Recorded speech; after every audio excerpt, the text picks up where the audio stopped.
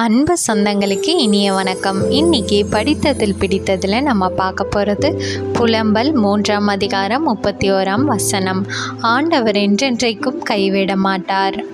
நம்ம வாழ்க்கையில் ஏதாவது ஒரு கஷ்டமோ ஒரு இக்கட்டான சூழ்நிலை வரும்போது நம்ம சொல்கிற வார்த்தை என்னது?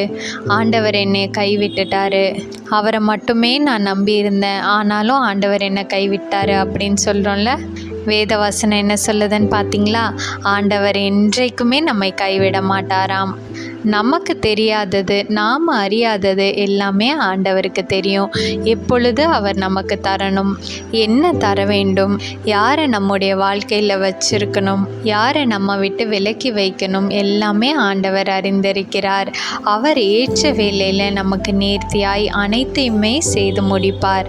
இந்த நாள் இனிய நாளாக அமைய கர்த்தர் உங்களை ஆசீர்வதிப்பாராக. ஆமேன்.